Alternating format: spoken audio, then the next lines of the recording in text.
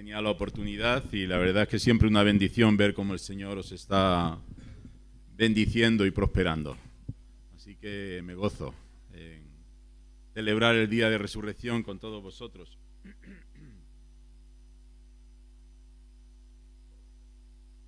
Seguro que habéis escuchado la frase, lo mejor está por llegar, o lo mejor está por venir. ¿Habéis escuchado? ¿Sí? ¿La habéis dicho alguna vez? Pues la verdad que es una frase, estaba investigando, ¿no? ¿De dónde viene esta frase? El poeta Robert Browning, en el siglo XVIII, escribió un poema dedicado a un español, judío, Rabí Ben Ezra. Y escribió este poema intentando resaltar la etapa de la vejez como un momento de sabiduría y de esplendor en la vida, contrastando con la juventud. Y empieza así ese poema, dice: envejeced junto a mí, lo mejor está por llegar. El final de la vida, el origen del principio, nuestros tiempos están en su mano. Y él dice: todo lo he ordenado, la juventud solo muestra una parte, confiad en Dios, mirad el todo sin temor. Y aunque parece ser que este es el origen de esa famosa frase, realmente quien la popularizó fue Frank Sinatra, porque él popularizó esta frase con una canción que decía "The best is yet to come". Para los que sabéis inglés es la misma frase, ¿vale? Y esta canción realmente a Frank Sinatra le impactó mucho en su vida, impactó mucho en el mundo. De hecho, fue la última canción que él cantó cuando tenía, bueno, en 1955, ya muy mayor, ¿no? Y pidió que en su lápida pusieran esa frase: lo mejor está por llegar. Y la verdad es que para un cristiano esta frase pues tiene todo el sentido del mundo, porque, bueno, nosotros creemos en la resurrección, pero ¿qué sentido tiene para alguien que no es cristiano? Para alguien que cree que la muerte termina con todo, que la vida termina con la muerte, que no hay un más allá. ¿Qué sentido tiene esta frase? Para muchos no cristianos es una especie de mantra, de autosugestión, para aguantar los sinsabores de la vida y cuando hay momentos de dificultad, momentos complicados. Bien, pues la buena noticia es que esta frase puede llegar a tener todo el sentido del mundo para cualquier persona, porque la esperanza de resurrección realmente es para cualquier persona, para todo el mundo, todo aquel que la quiera, que la acepte, que se la haga propia, ¿no? El tema de la resurrección pues se puede enfocar desde muchas perspectivas. De hecho, pues uno de los planteamientos más frecuentes a la hora de hablar de la resurrección es el enfoque apologético, ¿no? Demostrar de una manera racional que la resurrección fue un acontecimiento histórico que realmente sucedió. Y de hecho, si queréis profundizar en este enfoque, pues os animo a ver una película que está en Netflix, está en Amazon, que se llama El caso de Cristo. Si queréis podéis leer el libro también, ¿no?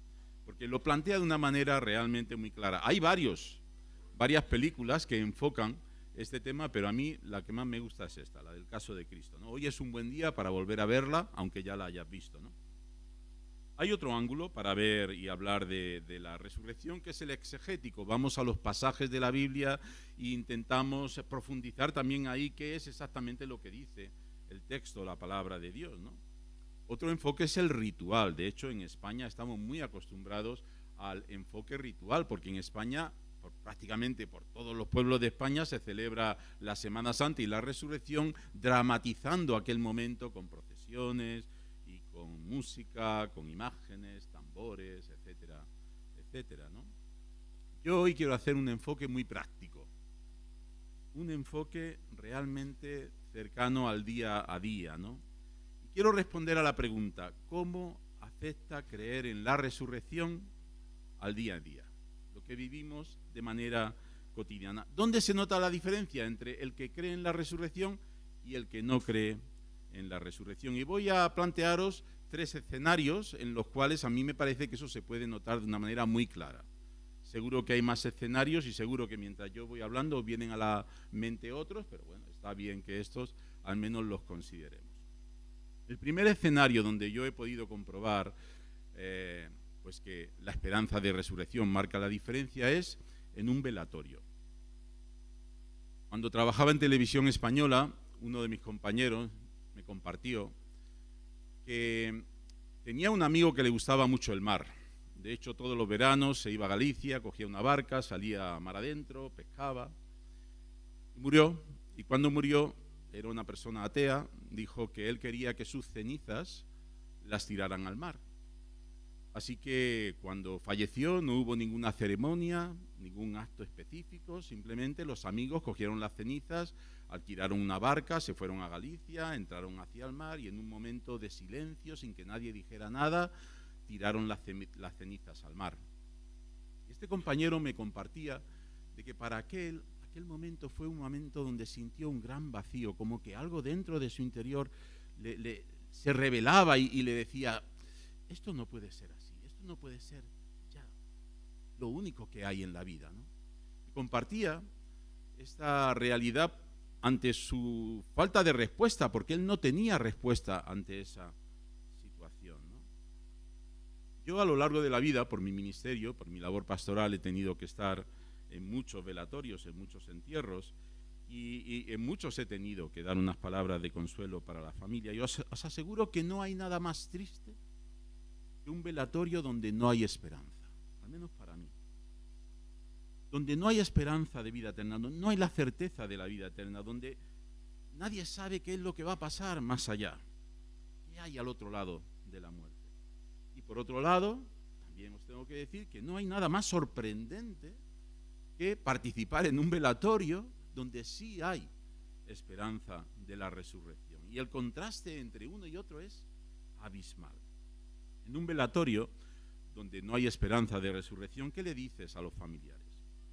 Lo siento, fue buena persona, siempre lo recordaremos con cariño, estoy aquí para lo que necesites, y son buenas palabras y son buenas intenciones, pero que incapaces de traer consuelo a la familia en ese momento, ¿no?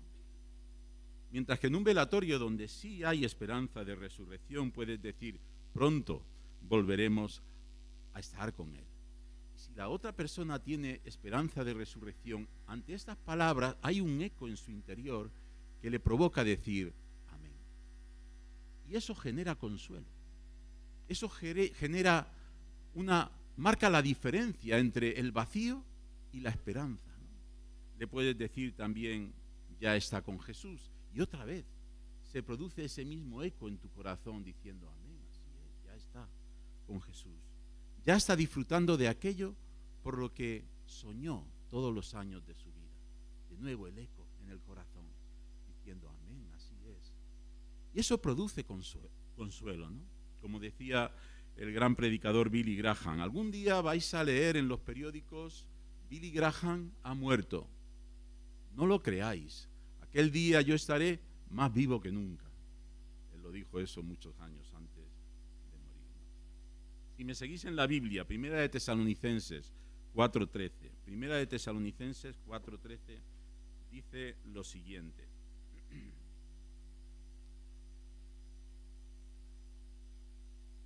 no queremos, hermanos, que ignoréis acerca de los que duermen, para que no os entristezcáis como lo hacen los demás que no tienen esperanza. Porque si creemos que Jesús murió y resucitó, así también Dios traerá con Él a los que durmieron en Jesús. Fijaros aquí en dos palabras. La primera es: no os entristezcáis, y la segunda: aquellos que duermen. Los primeros cristianos utilizaban el término dormir para referirse a la muerte. Y cuando pensamos en ese término, seguro que viene también a nuestra mente cuando el Señor Jesús fue a sanar a la hija de Jairo, que había muerto, ¿no? Y cuando se acercó a ella, le dijo a los familiares: no lloréis, no está muerta, solo duerme. Esas fueron las palabras de Jesús. Y los discípulos, los primeros cristianos, siempre que hablaban de la muerte, hablaban precisamente con ese concepto de dormir, es decir, se referían a la muerte como una etapa de la vida, una etapa que hay que pasar para poder llegar hasta la presencia de nuestro Dios. De modo que los cristianos que tenemos ese enfoque hacia la muerte y la vemos como simplemente una etapa de dormir, de sueño, pues realmente no tenemos por qué entristecernos, como le está diciendo el apóstol Pablo a los tesalonicenses, que no se entristecieran, porque aquellos que habían dormido, que habían fallecido, pues algún día iban a volver pronto, era la expectativa que tenían con el Señor. De modo que al decir los cristianos lo mejor está por venir, evidentemente lo dicen con todo el sentido del mundo, porque sabemos que llegado el momento de nuestra resurrección tendremos un cuerpo glorificado.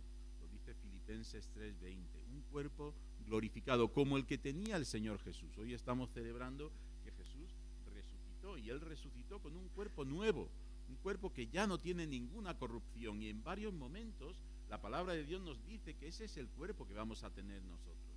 Filipenses 3:20 lo dice así: nuestra ciudadanía está en los cielos, de donde también esperamos al Salvador, al Señor Jesucristo. Él transformará nuestro cuerpo mortal en un cuerpo glorioso.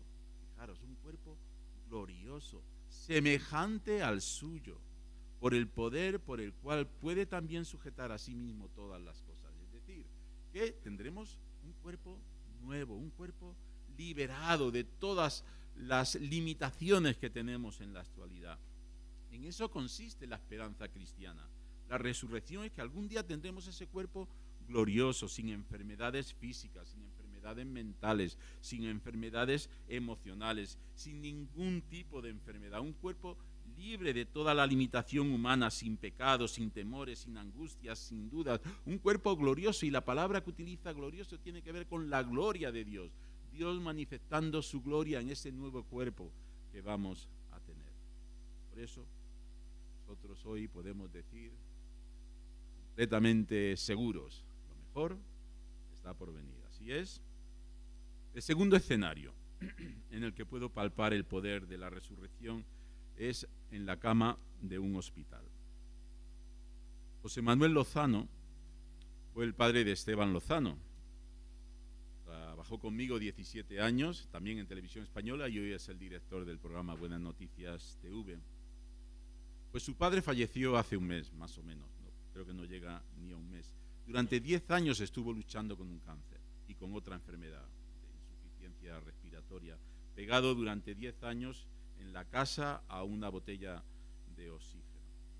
Y él vio cómo su vida se iba apagando poco a poco, cómo su cuerpo cada vez estaba más limitado, cómo le faltaban las fuerzas. Y sin embargo, días antes de su muerte, 2-3 días antes de su muerte, participó en las actividades de la iglesia, dio un pensamiento hablando acerca de la esperanza que tenemos en Cristo. En ningún momento se desesperó, nunca se rebeló contra la vida, nunca se rebeló contra la enfermedad, nunca se rebeló contra Dios. Por el contrario, siempre demostró paz en su corazón en medio de una enfermedad de más de 10 años. Esa fuerza le venía por la certeza de la resurrección. En el lado opuesto están muchas personas desesperadas en la cama de un hospital. Y esto ya lo he contado alguna vez, pero bueno, si ya lo conocéis, como la moviola, ¿no? Solo he estado ingresado una vez en mi vida, y fue cuando tuve el COVID. Estuve durante 9 días en el hospital con una neumonía bilateral. Mi compañero, porque estábamos en la habitación, había 2 personas, mi compañero probablemente tenía lo mismo, era un poquito mayor que yo. La verdad es que el hombre no paraba de gritar, se quejaba a lo largo de todo el día y de la noche. Fue algo realmente horrible. Insultó todo el santoral. Uno por uno, todos los santos, todas las vírgenes fueron cayendo bajo su lengua sucia y desgraciada. Blasfemó 1000 veces, se quejó otras 1000 veces, insultó a las enfermeras, echó toda su amargura por la boca con cada palabra. y gracias a Dios me dieron el alta. Al final me dolió menos los pulmones que los oídos, porque aquello fue realmente insufrible, ¿no? ¿Qué marca la diferencia entre José Manuel y este compañero de hospital? Job, que lo encontramos también en la Biblia, si queréis buscar Job 19:25, lo expresa de una manera muy gráfica. Job fue también un hombre que sufrió una enfermedad horrible. Fijaros cómo era la enfermedad de Job. Era tan horrible que su mujer, su esposa, le dijo: maldice a Dios y muérete. Maldice a Dios y muérete, maldice. Pero venga ya, muérete, me tienes harta aquí, enfermo. En este caso fue la mujer la que tenía la amargura, ¿no? Pero ¿qué le mueve a Job a ver su enfermedad desde otra óptica, desde otra perspectiva? Lo leemos en Job 19:25. Es más, recordar que Job no solamente tenía una enfermedad, sus hijos habían muerto, había perdido toda su hacienda, toda su riqueza, se había quedado en la miseria, es decir, la vida la había tratado de una manera horrible. Bueno, la vida, en este caso Satanás, detrás de toda esa situación, ¿no? Bueno, Job 19:25. ¿Por qué Job enfrenta su enfermedad de otra manera? Dice Job: yo sé que mi Redentor vive, y al final se levantará sobre el polvo, y después de deshecha mi piel, aún en mi carne veré a Dios, al cual yo mismo contemplaré, y a quien mis ojos verán, y no lo verá otro. Lo más fuerte es cómo termina esa frase, porque él dice esa esperanza, expresa esa esperanza, dice: mientras desfallece mi corazón dentro de mí. Es capaz de reconocer que físicamente se está desfalleciendo, y sin embargo en su interior, en lo más profundo de su corazón, hay una esperanza que le ayuda a ver ese dolor con un sentido, con un propósito que ni siquiera él entiende, pero que le da fuerzas para perseverar en medio de ese dolor con esperanza. Es algo milagroso, realmente. Realmente estamos hablando de un milagro, el milagro de la esperanza que Dios pone en nuestro corazón. Vale. Justo antes de empezar me vino a la mente este pasaje de Romanos 8, y habla acerca de qué es lo que hay ahí dentro que nos genera ese poder, esa fuerza para afrontar situaciones tan difíciles. Dice que Romanos 8:11, el espíritu de aquel que levantó de los muertos a Jesucristo. Mirad, estamos hablando del día en el cual Jesús resucitó. Jesús resucitó por el poder del Espíritu de Dios. Y ese poder que levantó a Jesucristo de la tumba, ese poder que estamos celebrando, que Cristo está vivo, ese poder habita en vosotros. El que levantó a Cristo de los muertos también dará vida a vuestros cuerpos mortales por su Espíritu que habita en vosotros. ¡Qué regalo tan grande tenemos cuando tenemos al Espíritu de Dios en nosotros, que nos da una visión diferente de todas estas realidades que provocan tanto dolor, porque no queremos simplificar la vida. Un velatorio duele, una enfermedad de largo recorrido duele, pero en medio de ese dolor, la esperanza de resurrección marca la diferencia. El tercer escenario en el que me gustaría plantearos que se puede palpar el poder de la resurrección es al sonar el despertador cada mañana. Muchas personas se levantan por inercia y no les da tiempo a preguntarse ¿por qué me levanto?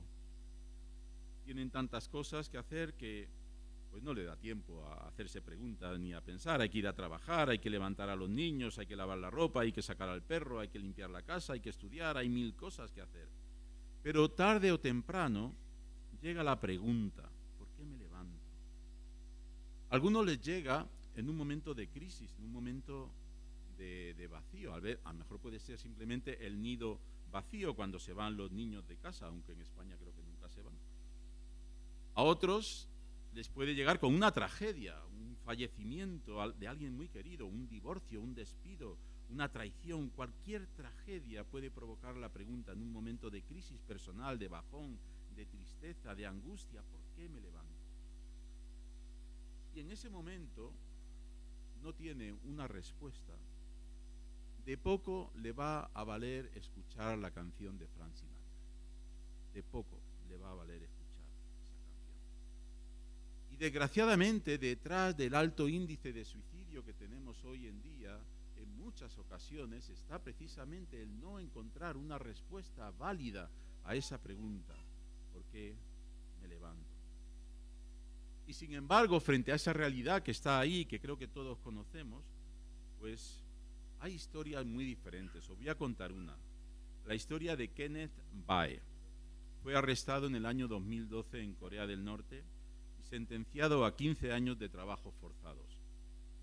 Todo empezó cuando tenía 16 años. Asistió a un campamento de verano donde escuchó sobre la necesidad de Corea del Norte que tenía acerca del Evangelio, de modo que sintió que Dios le llamaba a predicar el Evangelio en Corea del Norte y decidió enfocar toda su vida con esa meta.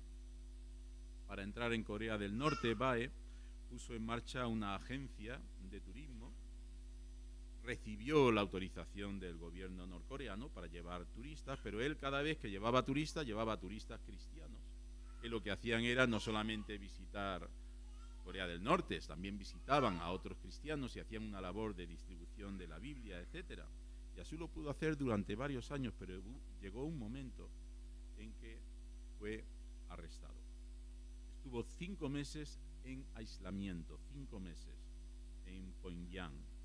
Durante ese tiempo no vio absolutamente a nadie, solamente a sus guardianes y a los abogados.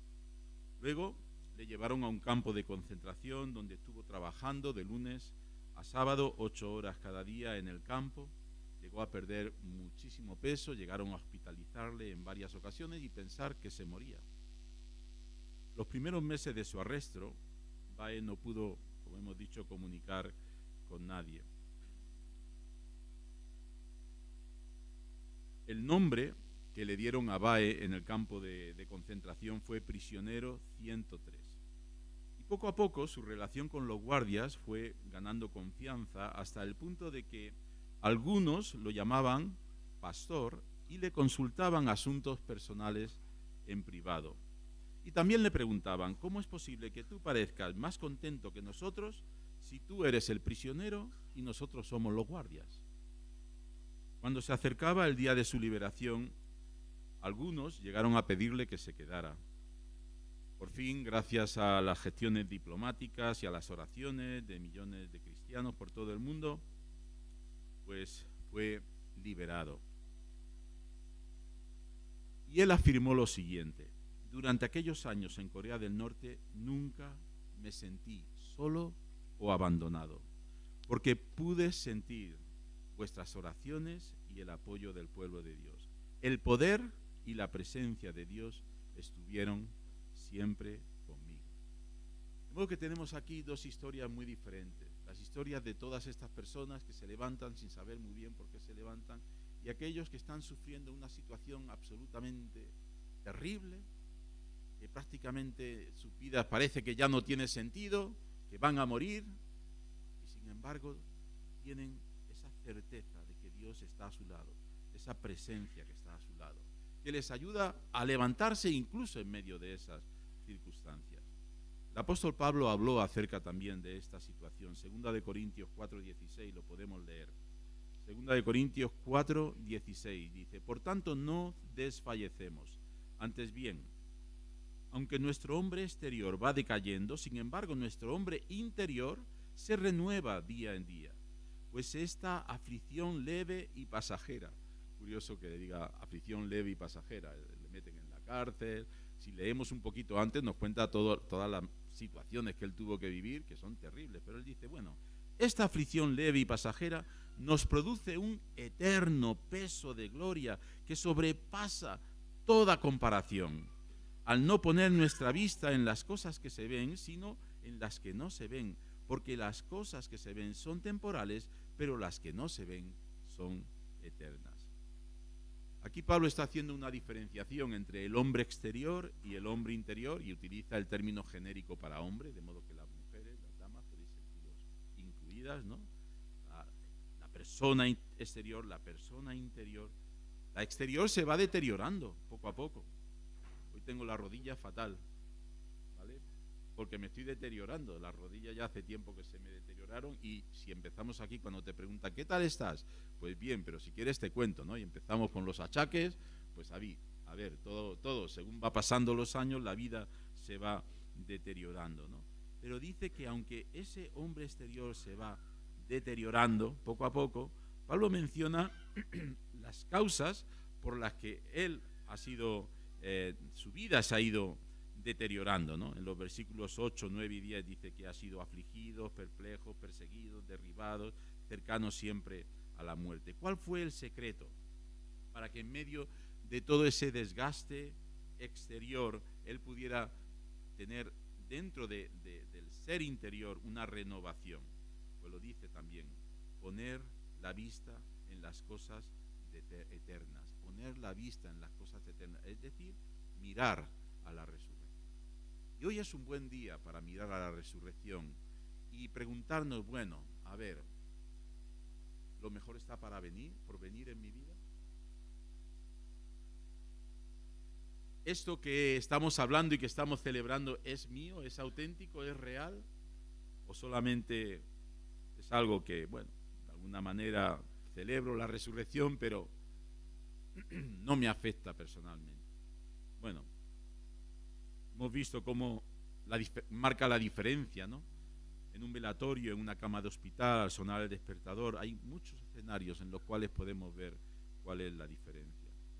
Y comenté al principio de que si alguno aquí hoy no tiene la esperanza de resurrección, pues hoy podría tenerla. Esa esperanza nace cuando abrimos nuestro corazón al Señor Jesús. ¿Qué es eso de abrir nuestro corazón al Señor Jesús? Pues la Biblia lo expresa de una manera muy gráfica, ¿no? Hay un momento en que la Biblia dice, Jesús hablando, dice, yo estoy a la puerta y llamo, si alguno oye la voz y abre la puerta, entraré, cenaré con él y él conmigo.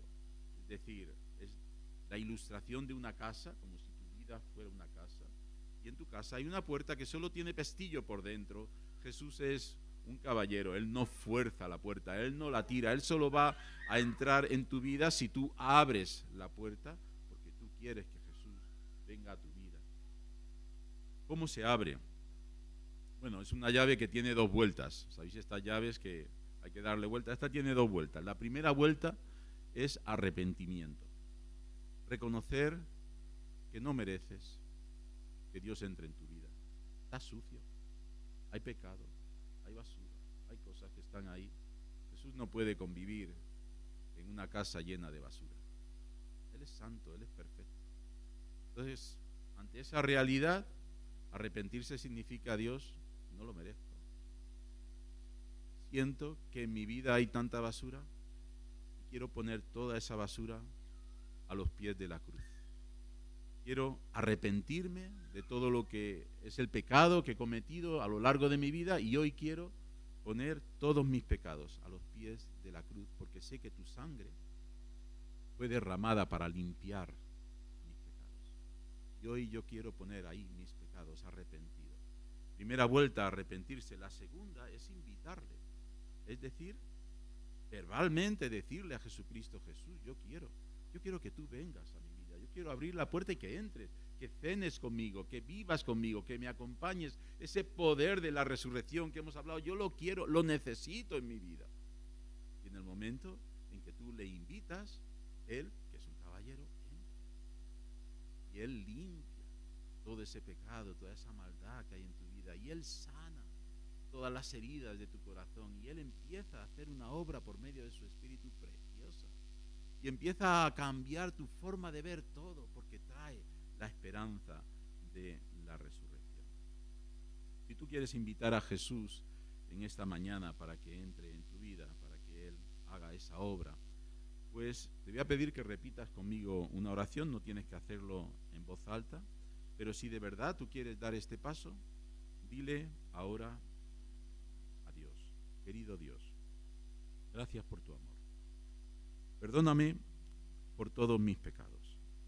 Todo lo que hice o pensé que me alejó de ti, perdóname. Siento mucho haber pecado. Sé que merezco el castigo y la condenación, pero gracias por tu misericordia. Creo que Jesucristo es Dios, Creo que Jesucristo ocupó mi lugar en la cruz, que sufrió mi castigo, que pagó por todos mis pecados, los pasados, los presentes y los futuros, todos mis pecados. Creo que Jesús resucitó. Hoy acepto tu perdón. Te invito, Jesús, a venir a mi corazón. Te abro la puerta de mi vida. Entra en mi vida. Quiero confiar en ti como mi Salvador y quiero seguirte como mi Señor desde este día en adelante. Guía mi vida. Ayúdame a hacer tu voluntad. Te lo pido en el nombre de Jesús. Amén. Pues si has hecho esta oración, te aseguro que Jesús te ha escuchado. Y ya está en tu corazón. Porque Él lo prometió. Él dijo, el que cree en mí tiene vida eterna. Y no vendrá condenación porque ha pasado de muerte a vida. Fijaros ahí, qué clarito lo dice Jesús. El que cree en mí tiene, y utiliza el verbo presente, ya tiene la vida eterna, ya tiene este poder de la resurrección. El que cree en mí tiene vida eterna y no vendrá condenación. Ahí hay una confianza que tenemos que poner en sus palabras, porque Él dice, no vendrá condenación. El infierno, la condenación, la muerte, todo lo que es la consecuencia de mi pecado, ya no es para mí porque Cristo pagó por ello en la cruz. Y sigue diciendo, sino que no vendrá a condenación porque ha pasado de muerte a vida, de muerte a vida. Eso es lo que nos dice la palabra de Dios. Y si tú has hecho esta oración en esta mañana, eso es lo que acaba de pasar en tu vida. Has pasado de muerte a vida. Has sido trasladado del reino de la muerte al reino de la vida. De vivir una vida sin esperanza de resurrección a vivir una vida con Cristo en tu corazón, con el poder que Cristo levantó a Cristo de los muertos, obrando en tu vida y dándote esa esperanza. Si alguno ha hecho esta oración, a mí me gustaría mucho saberlo, así que una vez que terminemos esta reunión, voy a estar por aquí, pues te acercas, me lo cuentas. También me gustaría orar por ti, porque hacer esta oración significa un pasito de fe de un camino largo en la vida cristiana. Y ahí estamos como iglesia para también acompañarte, apoyarte, ayudarte, porque bueno, pues en este caminar vamos juntos y hay subidas, bajadas, hay valles, hay montañas, hay muchas cosas, ¿no? Este camino Jesús quería que lo anduviésemos en comunidad, así que para eso está esta iglesia, para acompañarnos, a andar juntos y apoyarnos. Padre Celestial, muchas gracias que un día tú resucitaste, y no solamente tú resucitaste, sino que nos resucitaste a todos los que creemos en ti, contigo. Ese día no solamente es que Jesús se levantó de los muertos, es el comienzo también de este poder de la resurrección que opera ya en nosotros y que tendrá su culminación el día en el cual estemos delante de tu presencia.